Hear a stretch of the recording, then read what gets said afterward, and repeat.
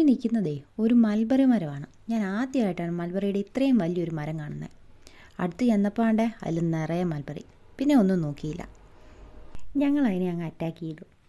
ഇത്രയും മൽബറി വെറുതെ എന്തിനാ കളയുന്നേ? നമുക്കൊരു വൈൻ ഉണ്ടാക്കിയാലോ? പറഞ്ഞു തീർന്ന താമസം ബേസിൽ കുഞ്ഞിൻ്റെ കിൻഡർവാഗനിലുണ്ടായിരുന്ന ഒരു പാത്രം എടുത്ത് മൽബറി പറിക്കാൻ തുടങ്ങി. എന്താണെന്നറിയില്ല, ഇത്തരം കാര്യങ്ങൾ ഞങ്ങൾക്ക് ഭയങ്കര മനപ്പൊരുത്തമാണ്. ഒരഭിപ്രായ വ്യത്യാസവും ഇല്ല. വീട്ടിൽ വന്നപാടെ മൽബറി എല്ലാം നല്ലപോലെ കഴുകി വെള്ളവും കളഞ്ഞെടുത്തു വെച്ചു. അതുപോലെ ഒരു ചില്ലു കുപ്പിയും കഴുകി തുടച്ചെടുത്തു. എന്തിനും സ്വന്തമായ ഒരു കയ്യൊപ്പ് വേണം എന്നുകൊണ്ട് ഒരു ആപ്പിൾ ഉണ്ടായിരുന്നതും കൂടി ഞങ്ങൾ ഇതിനകത്ത് ചേർക്കുന്നുണ്ട്. മൽബറി, ആപ്പിൾ, ഗോതമ്പ്, ഏലക്ക, കറുവാപ്പട്ട, ഗ്രാമ്പൂ, പിന്നെ പഞ്ചസാരയും ഇതൊക്കെ ലെയറായിട്ട് ഇട്ട് കൊടുത്തു. ഇൻഗ്രീഡിയൻസ് ആഡ് ചെയ്യുന്നതിനൊപ്പം ഒരു വുഡൻ സ്പൂൺ കൊണ്ട് ഇത് ഉടച്ചു കൊടുത്തോണ്ടേ ഇരിക്കണം. ഞങ്ങൾ ഈ കൂട്ടിലേക്ക് അല്പം ഈസ്റ്റും കൂടെ ചേർക്കുന്നുണ്ട്. ഈ ചേർക്കുന്ന ഈസ്റ്റാണ് മൽബറിയിലെ ഷുഗർ കണ്ടൻറ്റിനെ ആൽക്കഹോളാക്കി മാറ്റുന്നത്. ഇതിൽ ഏകദേശം 1 കിലോ അടുത്ത് മൽബറി ഉള്ളതുകൊണ്ട് അത്ര തന്നെ പഞ്ചസാരയും ഇതിലേക്ക് ചേർക്കുന്നുണ്ട്.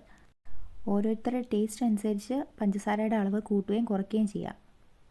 കുപ്പിയുടെ മുക്കാൽ ഭാഗം നിറഞ്ഞപ്പോൾ അതിലേക്ക് തിളപ്പിച്ചാറ്റിയ വെള്ളം ചേർത്ത് നന്നായിട്ടൊന്ന് മിക്സ് ചെയ്തു.